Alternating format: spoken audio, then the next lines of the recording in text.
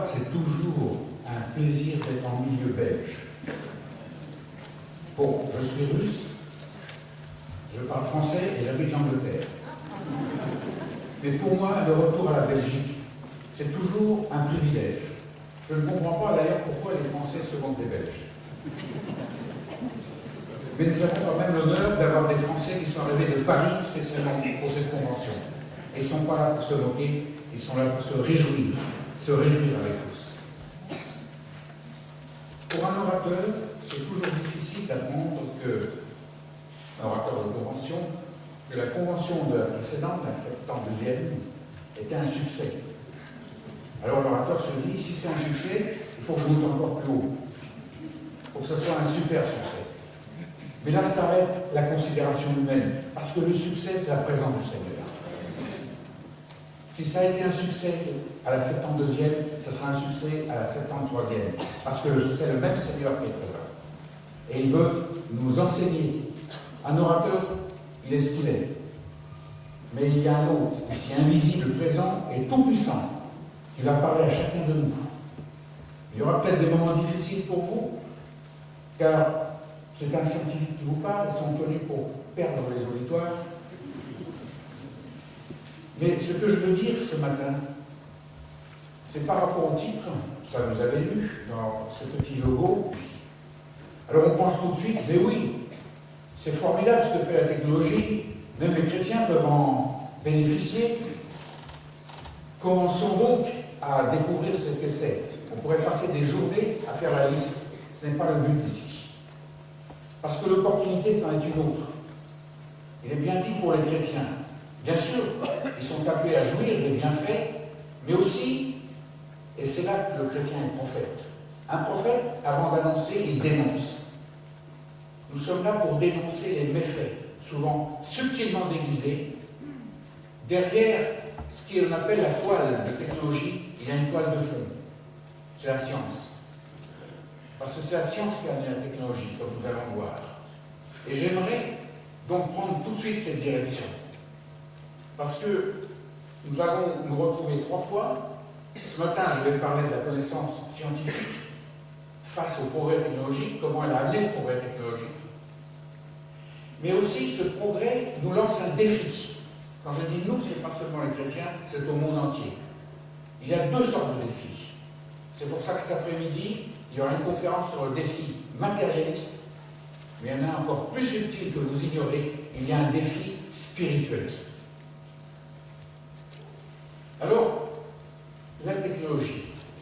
Si je demandais au hasard comment on définirait la technologie, j'aurais autant de réponses que de personnes auxquelles je m'adresse. Il faut un peu aligner nos violons et parler de la même chose. C'est une technologie très simple qui consiste à avancer le micro. C'est le B à bas de la technologie, merci frère. Vous savez, nous sommes ici supposés être le sel de la terre. Ce n'est pas le sel de la terre seulement dans des questions théologiques ou autres. Le sel de la terre au sein de ce qu'est la technologie. Voilà le défi qui nous attend, nous, de la part d'en haut. Saurons-nous être le sel de la terre? Qu'est-ce que la technologie? Si vous prenez le Littré, un dictionnaire très vieux français, il dit « explication des termes propres aux différentes techniques ». Moi, je ne suis pas plus avancé avec ça. Robert, plus moderne, étude des techniques industrielles considérées dans leur ensemble ou dans un domaine particulier. On commence déjà à cibler davantage. En fait, le mot technologie vient de 2 mots, techno et logos. Vous savez, quand on parle de théologie, c'est parce qu'on parle de Dieu. Logos, c'est la parole. Parler de Dieu, c'est faire la théologie. Quand vous parlez de Dieu dans votre milieu de travail comme témoin, vous faites la théologie sans le savoir, vous parlez de Dieu. Eh bien, technologie, je exprime quelque chose à propos des techniques. Alors, je verrai donc la technologie définie de la façon suivante, ensemble des études et moyens exprimant ce que les techniques peuvent nous offrir. Les moyens et les études. La technologie, ce n'est pas seulement les gadgets, c'est toutes les études en cours. Et nous en ferons non pas un inventaire, mais un regard rapide sur des choses qui peuvent même nous effrayer. Le langage, logos de la technique, ce sont précisément les machines, les systèmes, les gadgets qui sont à notre disposition et qui expriment une application directe de la science aux besoins des hommes. Puisque la technologie vient de la science, il y a la nécessité pour nous de regarder un peu ce qu'est la science. Je ne vais pas vous demander de comprendre les grands traits des théories, etc. Mais il faut aller aussi presque au-delà du rideau de la science et dire pourquoi est-ce que l'homme connaît et qu'est-ce qu'il tient lorsqu'il connaît scientifiquement. C'est important. Parce que si on ne sait pas ça, on ne voit pas pourquoi la technologie nous lance un défi aujourd'hui. Un double défi, matérialiste et spiritualiste. Un défi, c'est comme une provocation. Le défi matérialiste vient du fait que depuis 3 siècles et demi, même plus, le savant a fini par faire croire à la société que tout n'est que matière. Matérialisme. Tout est matière organisée, faisant partie d'une vaste machine cosmique. Tout n'est que machine, grande machine, petite machine. Tout doit se prouver rationnellement avec la raison. La chose qui ne se prouve pas doit être rejetée. Ainsi, le dualisme matière-esprit éclate. Le dernier, l'esprit est évacué. Le spirituel, on ne peut rien démontrer, donc on l'écarte. Descartes, René Descartes l'avait écarté pour un temps, il était croyant, simplement pour avoir plus d'aisance à étudier la matière. Mais on ne peut pas séparer matière et esprit. Maintenant, la science moderne se rend compte, et je reviendrai là-dessus dans la 3e discussion, qu'en fait, la matière ne peut exister que parce qu'il y a un esprit derrière. Mais oui, la science parle d'esprit. Ça vous surprend, mais ça c'est la nouvelle physique, je reviendrai là-dessus. C'est pour ça que je peux parler du défi spiritualiste. Pourquoi? D'une part, on rétablit l'ensemble matière-esprit, on ne pouvait pas les séparer. Mais il y a ce défi qui vient du New Age, le Nouvel Âge. Cette approche holistique qui contient une approche correcte, mais qui donne des choses, des bénéfices négatifs. Parce que s'il parle d'esprit, on peut se demander, mais de quel esprit est-il question? Il vous parle d'esprit comme étant une puissance invisible, animant et rendant possible le monde de la matière. Extraordinaire jusqu'ici. Cohésion ultime des êtres et des choses. Tout est cohérent, tout a un sens. Et d'ailleurs, c'est une vieille philosophie chinoise de taoïsme, millénaire, qui remonte à la surface en ce moment et qui disait en peu de termes la même chose que dit la nouvelle physique. C'est incroyable cette jonction. Mais le Dieu, Père, Fils et Saint-Esprit, est ignoré. Ignoré, le Dieu Jésus-Christ n'est pas connu. Dès qu'on soulève ces termes sacrés, on nous dit c'est la religion. Nous parlons d'esprit, ils disent. Alors, ils donnent, si vous voulez, une apparence d'un sens grandiose du tout, mais l'homme, dans cette vision, est-il seulement libéré pour trouver l'union avec son Créateur? Voilà une vision qu'un chrétien peut avoir face au spiritualisme. Mais on reviendra là-dessus avec beaucoup plus de précision. La chose que j'aimerais souligner, c'est la suivante. Il y a 3 siècles et demi, alors que la civilisation sortait d'un obscurantisme, celui du Moyen-Âge, a eu le siècle des Lumières, comme on l'a appelé, la Renaissance. Et le cartésianisme, c'est-à-dire le raisonnement seul, s'est développé à une vitesse effarante. Il ouvrait un avenir plein de promesses. On se rendait compte déjà de la puissance cérébrale que l'homme a, non seulement pour réfléchir, mais pour inventer, pour mettre en termes d'objets ce qu'il comprend de l'univers. Mais la question que je pose, est-ce qu'à l'époque, l'Église, pour ce qu'elle était, est différente maintenant, mais l'Église a-t-elle pu répondre aux défis matérialistes qui disaient que tout n'était que matière? Silence, pratiquement silence. Rien. Le coche était raté. Et nous en sommes, en ce moment, à être des chrétiens qui essaient de prendre le train en marche, sauter dans ce train qui court très vite, pour amener notre témoignage. Mais le Seigneur n'a jamais voulu qu'on saute dans un train en marche.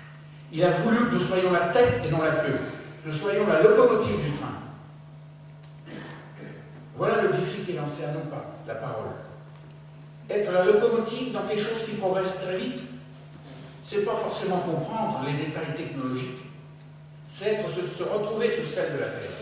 C'est pour cela que c'est le thème de notre conférence. Vous voyez, on va aller très profond. On ne va pas s'amuser à regarder ce que la technologie nous offre, on va aller derrière le rideau. Et on va voir ce qui l'anime, on va voir ce qu'il y a à dénoncer avant d'annoncer Christ.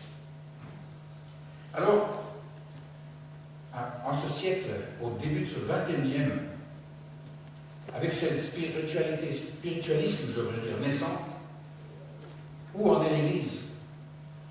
Est-elle capable de relever le défi? Je me rappelle toujours de ce que disait ce grand ministre de la Culture sous général de Gaulle, il s'appelait André Malraux, je parle de la France. Il disait, le 21e siècle sera spirituel ou il ne sera pas du tout. Il voyait la nécessité de revenir au spirituel, et si ce n'était pas fait de cette façon-là, la civilisation allait s'effondrer. Spirituel, qu'entendons-nous par là? Est-ce que l'Église est capable d'apporter, en tant que celle de la terre, le spirituel qui donne vie, et non pas un vague spirituel, qui nous fait voir les choses d'une façon globale? Mais où en est l'Église en ce moment? Nous assistons à des divisions, autant de dénominations que d'interprétations de la Bible. Des querelles, même au niveau théologique.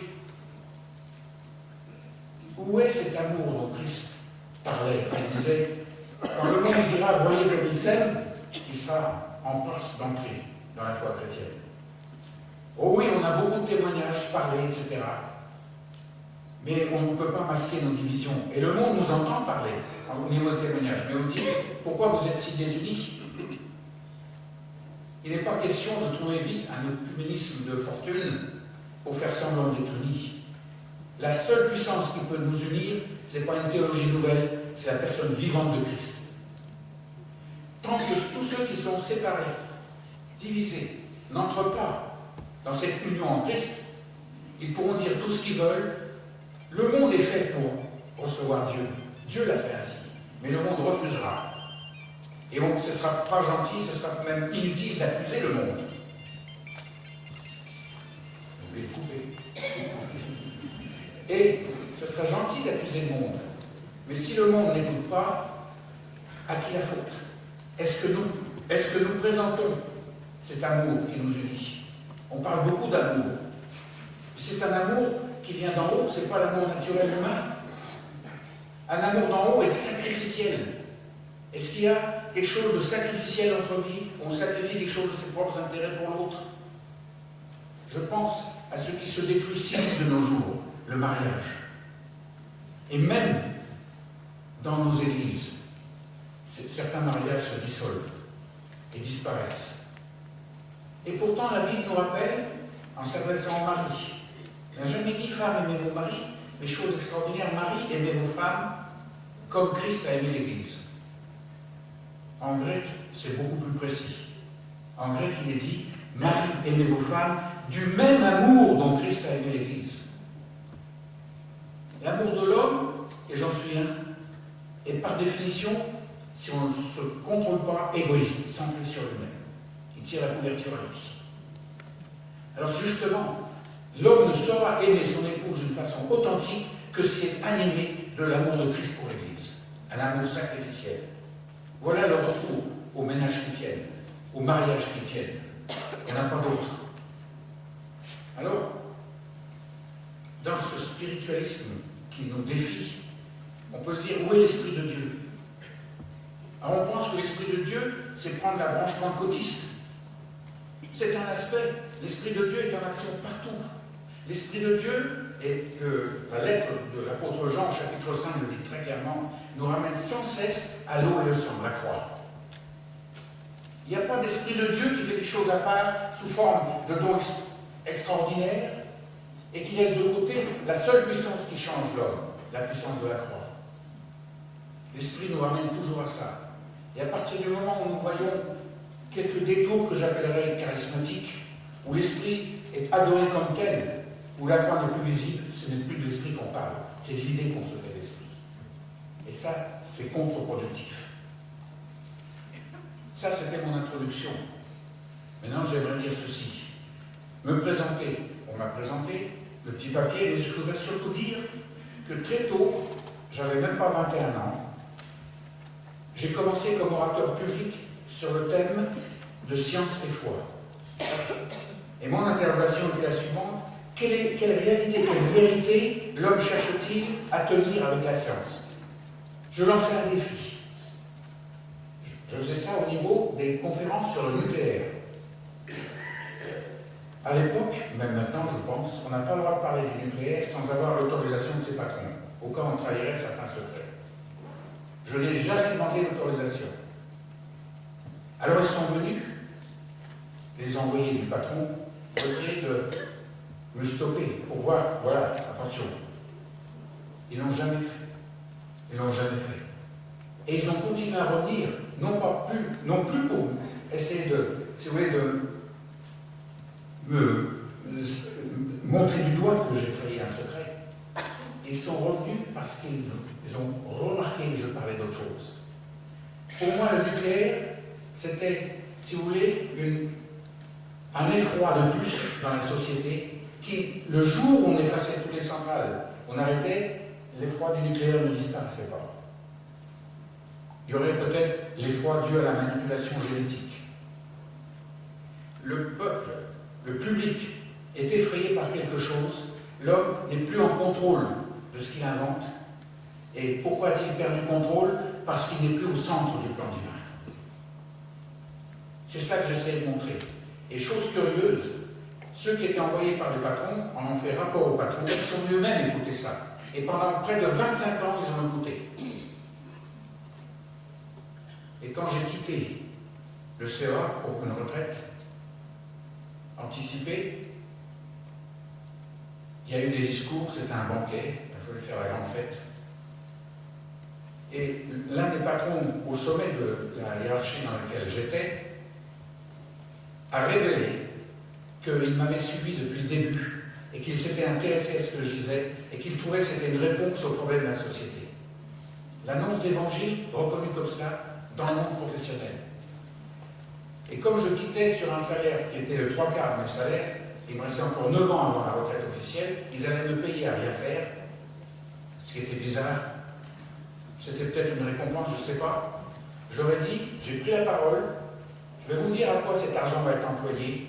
Maintenant, je vais pouvoir être presque à plein temps dans l'annonce de l'évangile de Christ. En plein banquet, le patron s'est relevé, il a dit non seulement nous sommes d'accord avec vous, mais nous pensons que cet argent est bien investi. Vous vous rendez compte? Porter le message au niveau de ce qu'un scientifique comprend, et allant au-delà, touche les cœurs beaucoup plus que vous le croyez. Ça m'a emmené très loin dans le milieu politique. J'ai connu les grands de ce monde, etc. C'est une longue histoire. Mais voilà que, dans cette approche, j'ai réalisé avant, mais je l'ai montré après, que la science ne peut être qu'une des voies, une de plus, pour réaliser qu'en croyant savoir, l'homme ne sait rien. Et je ne sais que répéter ce que Socrate, ce philosophe grec, avait présenté à son époque. Il dit, le but de connaître, c'est de nous faire connaître qu'on ne connaît rien. Quand je dis rien, c'est pas une absence, un vide. C'est qu'il se passe quelque chose qui fait que ce qu'on connaît au niveau scientifique n'est pas le réel. Et c'est ce qui a fait, si vous voulez, l'impact extraordinaire de cette nouvelle physique qui monte. Parce que, quand on croit savoir connaître, parce qu'on observe, on réfléchit, on déduit, on mémorise, on expérimente, on prouve, on vérifie, la question, que tient-on en fin de compte? Et là, je me demandais une attention très particulière. Parce qu'il s'agit de quelque chose dont on vient de s'apercevoir et qui n'a pas encore réussi à convaincre les grands de ce monde au niveau de la science. C'est le cerveau.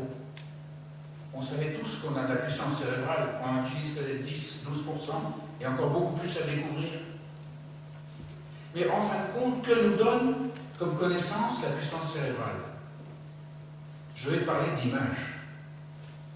Si je vous vois, si vous me voyez, c'est parce que votre cerveau fonctionne. Vous ne voyez pas avec vos yeux, vous voyez avec votre cerveau.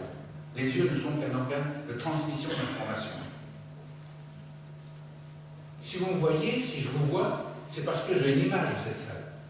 Et l'on croyait que ce que l'on voit, c'est le réel.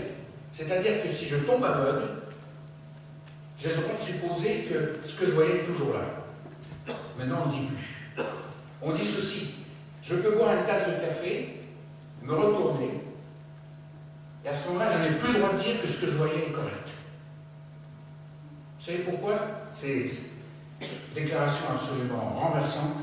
C'est parce que notre cerveau, avec la façon dont le Créateur l'a fait pour fonctionner, finalement ne délivre qu'une sensation. On appelle ça le sensoriel en activité. Si je vous vois, c'est parce que mon cerveau me donne une image de vous, et vice-versa.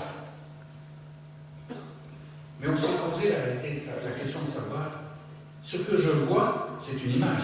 Quand je décris, je ne décris pas ce qui est dans la salle, je décris ce que mon cerveau voit comme image. Quel est le réel au-delà de l'image? Ça, c'est une question profonde. Elle ne vous a jamais perturbé, je sais, heureusement pour vous d'ailleurs. Mais elle perturbe la science actuelle. Et vous savez, les Grecs nous avaient prévenus, j'ai cité Socrate, quand on croit qu'on connaît par la puissance cérébrale, on ne connaît que ce qui est apparence, voilà le terme de la nouvelle physique. Mais le réel, il est invisible, il ne dépend ni de l'espace ni du temps, ça nous dépasse complètement. On n'a pas d'accès direct au réel. Ce que j'ai découvert en devenant chrétien, c'est qu'il y a une longueur d'onde extraordinaire de la connaissance, c'est la foi.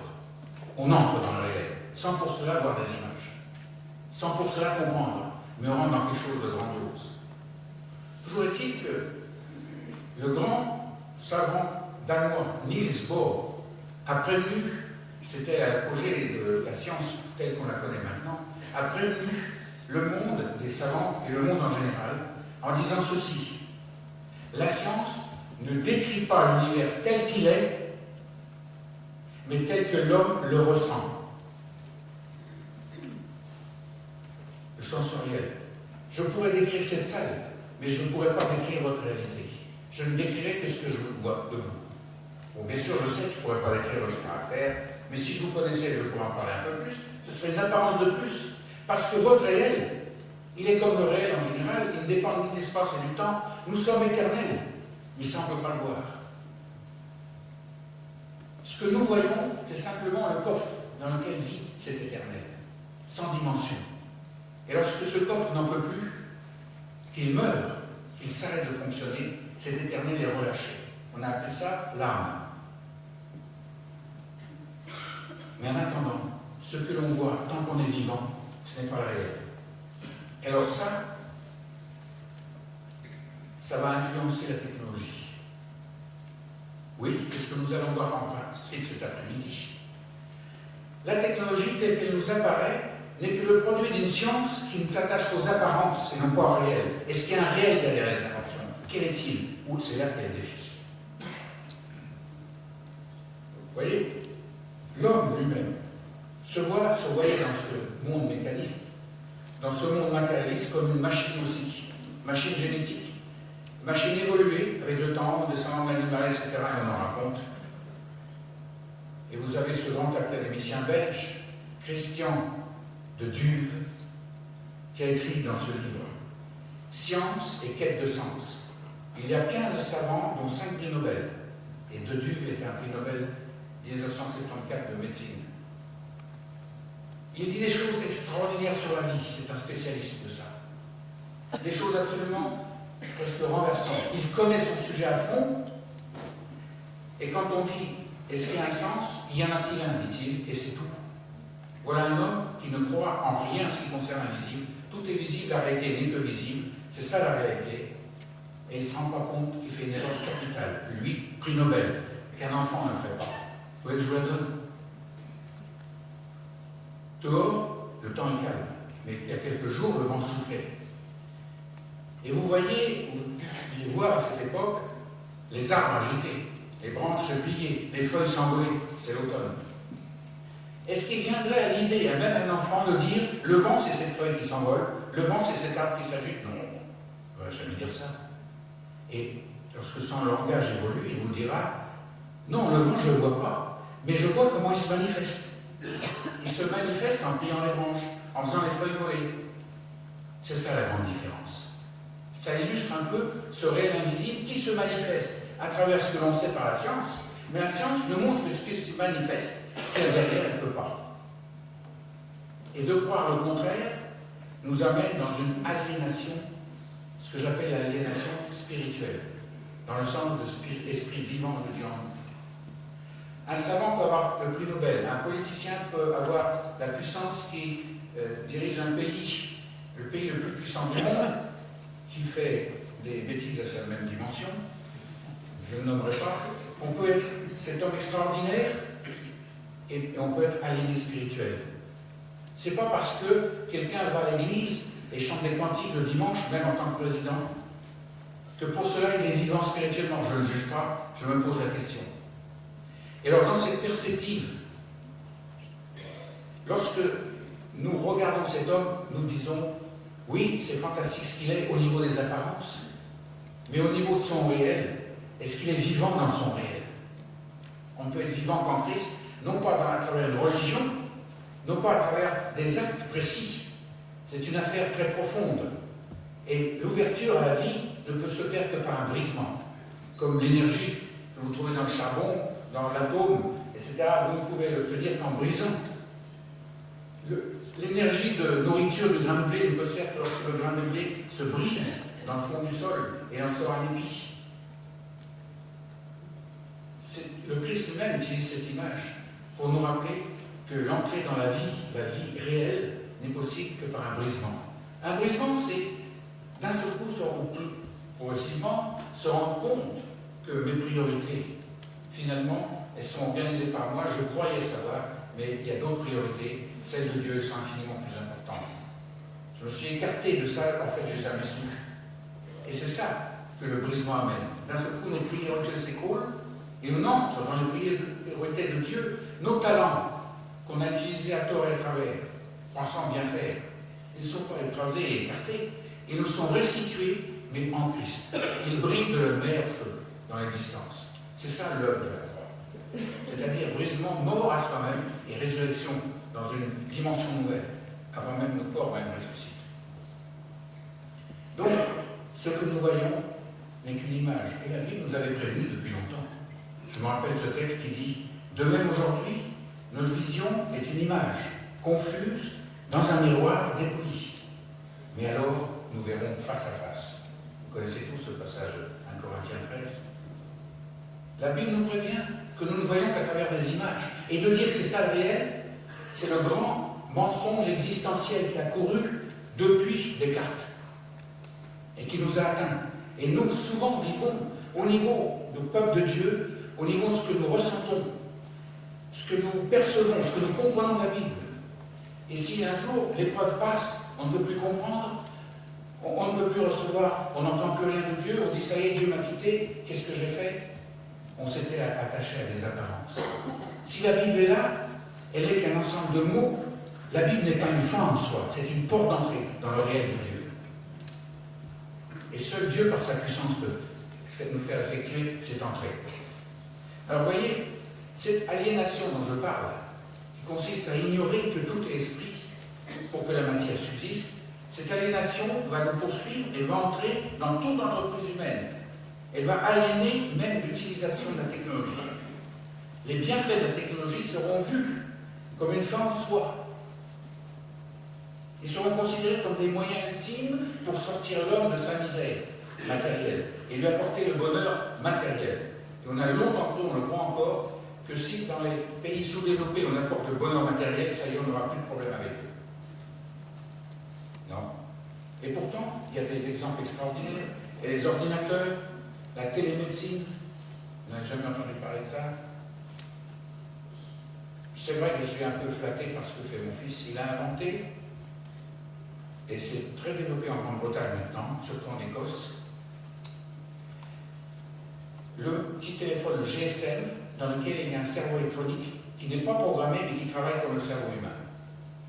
Et au bout de cet ordinateur, il y a un fil qui permet de piquer sans douleur, qui détache une goutte de sang absolument infime, qui donne, c'est les diabétiques dont je parle, qui donne immédiatement l'information qui est amenée dans ce GSM, où il y a ce cerveau neuronal, comme on l'appelle, réseau neuronal, qui traduit ça en valeur de sucre, etc., d'oxygène, etc., et immédiatement envoyé au centre médical, à l'ordinateur du centre médical.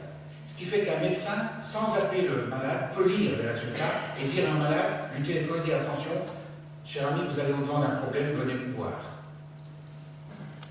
Et ça va se développer dans d'autres maladies, c'est extraordinaire. Oui, c'est beau la technologie.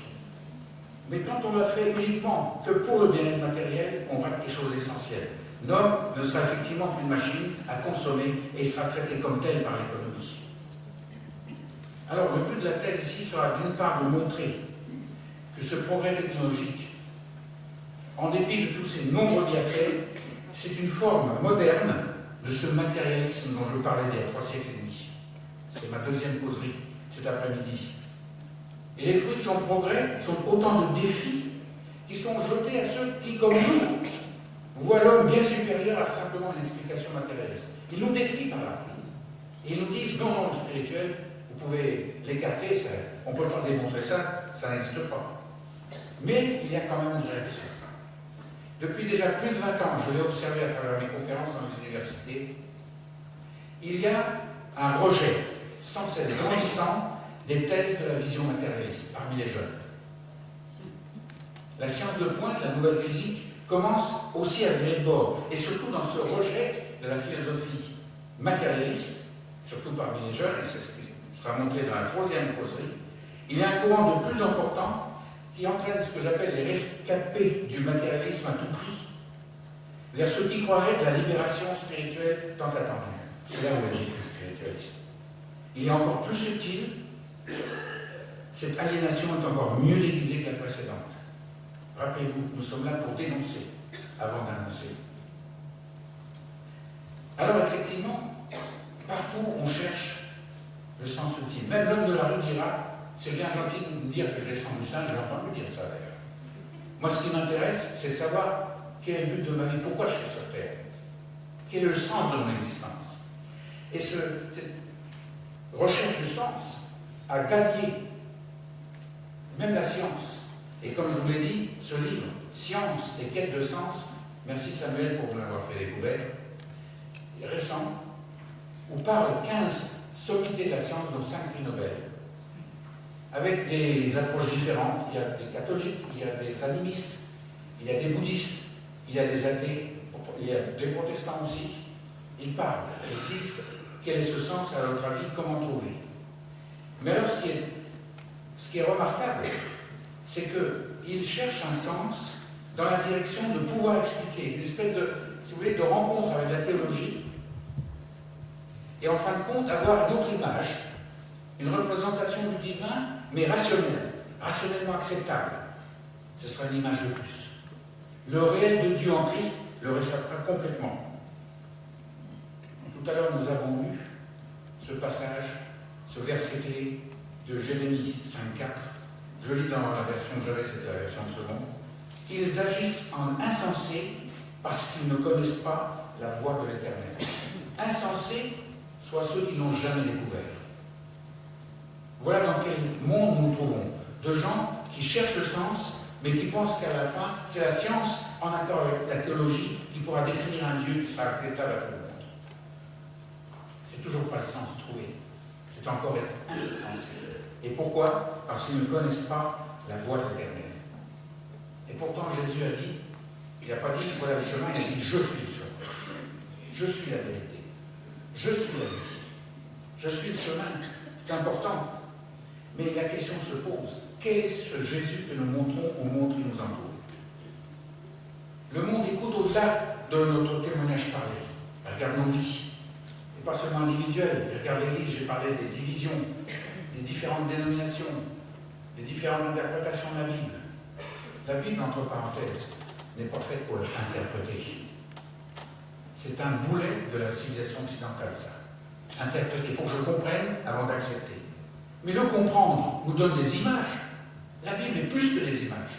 Elle nous fait entrer dans la vie de Dieu en Christ. Donc la Bible n'est pas faite pour être interprétée, elle est faite pour être vécue. Je peux la lire sans rien comprendre, mais parce que je recherche le Seigneur, j'entrerai dans la vie sans avoir rien compris de la Bible. J'ai vu des jeunes, c'est fantastique ce qui se passe en ce moment, en France en particulier, mais surtout dans le monde, aux États-Unis. Des jeunes qui se lancent et qui, par la grâce de Dieu, trouvent le chemin, la vérité, la vie en Christ. Mais leur approche est différente et je vois les églises du XXIe siècle qui sortiront ces jeunes ne seront pas du tout comme les nôtres, pas du tout de la religion organisée. Ils se sépareront, ils se réuniront ailleurs. Mais ce qu'ils disent, c'est la chose suivante. Lorsque je représente les Écritures, je relis un texte, ah mais c'est extraordinaire, mais j'ai vécu cela. Ils ont vécu avant de lire la Bible. Et quand ils la lisent, c'est la confirmation de ce qu'ils ont vécu. Voilà l'église de demain, chers amis. Je suis persuadé que ce sera ça. Je vois beaucoup de jeunes parmi nous ici, vous allez le vivre. Nous, on sera retournés vers le Père Céleste, au Père Céleste. Mais eux vivront cela. Et nous pouvons les entourer de nos prières, parce qu'il y a un mouvement extraordinaire d'élan vers le spirituel. Seulement une minorité trouve la vie dans ce spirituel en Christ. Sachez découvrir comment être témoin, donc prophète. Sachez comment dénoncer avant d'annoncer. Vous voyez, il y a un mot-clé, surtout dans le monde, je pense, évangélique et ailleurs, qui s'appelle la relation à Jésus. Moi, j'ai une bonne relation avec Jésus. Je vais en décevoir beaucoup. Premièrement, ce mot n'existe pas dans la Bible. On ne parle pas de relation. Une relation, c'est entre deux. Moi et ce Dieu. Mais quand je cherche à me relier à Dieu, je me relie, en fait, à ce que j'ai vécu de lui, à un concept théologique, à une pensée, à beaucoup de choses, une image. Et donc, l'une des causes principales de l'impopularité croissante du christianisme, c'est que ceux qui se prétendent chrétiens vivent au niveau d'une image de Dieu et non pas de Dieu. C'est important ça. Et pourtant, le secret de la connaissance, ce n'est pas une relation, c'est une union. Jésus a dit, avant de quitter ses disciples, dans Jean 14, 20, en ce jour-là, vous connaîtrez que je suis en mon Père, que vous êtes en moi, et que je suis en vous. C'est l'union. Et car je vis et vous vivrez aussi. C'est dans l'union que se trouve la vie, non pas dans une relation, dans une union. Je vais vous donner un exemple simple. De la nature. On est tous là, je vois, il n'y a pas de ceux qui sont tombés de leur chaise, tout le monde respire en ce moment. Bon, le cœur bat, d'accord, mais surtout on respire. L'énergie entre par l'oxygène. Mais peut-être ici, il y en a qui pourront développer une thèse sur l'atome d'oxygène. Extraordinaire, vous dire. L'oxygène c'est ci, c'est ça, c'est tant d'électrons, sa valence c'est le temps, il produit telle réaction avec tel corps, il pourrait nous fatiguer jusqu'à ce qu'on s'endorme. Mais ils auront parlé au sujet de l'oxygène. Est-ce que vous pouvez vivre de l'oxygène au niveau d'une théorie de l'oxygène? Mais on crève tout de suite. On s'endort d'abord. Pourquoi vit-on au niveau de l'oxygène? Parce que l'oxygène entre en nous. Et ne peut entrer en nous que parce que nous sommes dans l'oxygène. L'oxygène en nous et nous dans l'oxygène. Ça, c'est l'exemple de l'union. Il n'y a pas de relation avec l'oxygène, elle ne donne aucune vie. L'union dans l'oxygène apporte la vie physique. Il en va de même avec le Seigneur. Je sais que les mots sont ce qu'ils sont. Souvent on utilise relation alors qu'il y a des gens qui vivent une union authentique. Dans le Seigneur, on continue à parler de relation, mais pour moi les mots sont un peu vides de sens. Ce qui compte, c'est ce qu'ils vivent. Mais rappelez-vous, ne cherchons pas une relation à Dieu, cherchons une union à lui. Et il y a une phrase qui m'a rendu célèbre. Je ne sais pas pourquoi, mais elle est répétée partout où je passe. J'ai dit une fois, Dieu ne se prouve pas, il se rencontre. On ne peut pas prouver Dieu. On peut prouver, c'est ce que faire, ceux qui veulent faire cela en quête de sens. Ils vont prouver à Dieu qu'il y a encore une réflexion de l'homme dans son chair. Parce que toutes ces images traduisent ce que nous sommes, comment fonctionne notre cerveau. Donc ces images sont une projection de nous-mêmes. Et si nous vivons strictement une relation, nous nous projetons dans ce que nous disons de Christ. Et c'est pour ça que la psychologie athée nous dit « Oh, ben tout ça, votre foi, c'est une projection de vous-même dans le désir d'avoir un Dieu. » Et non pas tort, parce qu'on vit une relation. Mais quand la vie change, la psychanalyse est totalement impuissante pour dire pourquoi la vie a changé. Alors, dans ces conditions, puisque la vie est dans cette union, on peut se poser la question de savoir, mais comment peut-on entrer dans cette union? Pour l'oxygène, c'est simple. L'enfant, avant de naître, prend l'oxygène de sa mère à travers le milieu dans lequel il est, et après il respire de lui-même. On ne lui apprend pas. Nous aussi, on n'a peut-être pas tellement à apprendre, mais il ne faut pas oublier que si l'homme ne cherche pas Dieu, Dieu le cherche. Parce que, je vais vous dire encore une chose qui va peut-être vous choquer, l'homme ne peut pas rencontrer Dieu. Il ne peut rencontrer qu'une image qui se fait de lui. C'est l'histoire de la religion du monde. Mais la rencontre n'est possible que parce que d'abord, Dieu rencontre l'homme. Et il nous a déjà rencontrés. Il nous a rencontrés dans le Christ crucifié. Nous étions tous crucifiés, je reviendrai là-dessus. La raison que les pouvoirs négatifs, la raison est utile, mais que les pouvoirs négatifs de la raison quittent nos assemblées. Cette raison qui nous dit comment c'est possible que nous étions crucifiés avec Christ alors qu'on n'était même pas nés. Je reviendrai là-dessus. Je vous dirai ça en une seule phrase. Nous étions avant d'exister. Le psaume 139 est extraordinaire. C'est le seul endroit de la Bible qui nous parle de ça. C'est un psaume extraordinaire. Quand vous le lisez en hébreu, vous avez toutes les facettes du mot. La traduction ne donne qu'une facette. Nous étions avant d'exister. Nous rentrons dans une existence. Elle est ce qu'elle est. Elle a pour un temps. Quand cette existence s'arrête, nous sommes de nouveau. Nous sommes pour la vie éternelle ou la séparation éternelle. Car quand nous sommes enfermés dans cette enveloppe qu'on appelle le corps, là va s'ouvrir la chance unique pour nous, non pas seulement d'être comme ça, mais d'entrer dans l'être de Dieu pour nous, soyons vivants de la vie de Dieu. Paul nous donne le secret. Galates 2:20, il dit « J'ai été crucifié avec Christ. Ce n'est plus moi qui vis, c'est Christ qui vit en moi. » Quand Jésus dit « Je suis le chemin, la vérité et la vie », c'est ça. J'ai été crucifié, c'est fait. Si quelqu'un entre dans ce brisement dont je parle, il ne peut le faire que parce que ça a déjà été fait à la croix. Il y était, non pas en chair, en os. Ça, c'est de l'apparence, ça. Son réel qu'on ne peut pas voir, notre réel, était déjà avec Christ. Parce que par Christ, tout l'univers est nu. Il a été fait pour lui. Colossiens, remarquable chapitre de Paul. Rarement discuté, rarement prêché, parce que ça va très loin. Christ était avant toute chose. Et nous étions, entre guillemets, l'univers entier était en lui, parce qu'il s'est fait l'univers pour lui. Il veut, début d'Éphésiens, chapitre 1er, réunir toutes choses à son Père en lui-même. C'est ça le sens de l'histoire. Le sens de notre vie n'est pas cherché au début de ce que nous sommes, où nous sommes apparus. Comme dit la sagesse juive, si tu veux connaître le sens de ta vie, tu regardes à la fin de toute chose. Et la fin de toute chose, c'est l'union à Dieu en Christ. Voilà le sens de ma vie. Mais ça doit commencer. Et si nous descendons dans une enveloppe matérielle, c'est pour faire cette rencontre. Et nous ne pouvons la faire que parce qu'elle a déjà été faite à la croix. Sans cesse, on retrouve cette parole de sagesse de l'Ecclésiaste. Ce qui est possible que parce que ça a été, et ce qui sera possible que parce que ça a toujours été. La nouvelle physique nous découvre aussi. J'en parlerai cet après-midi. Merci de votre attention. Je ne veux pas être plus long.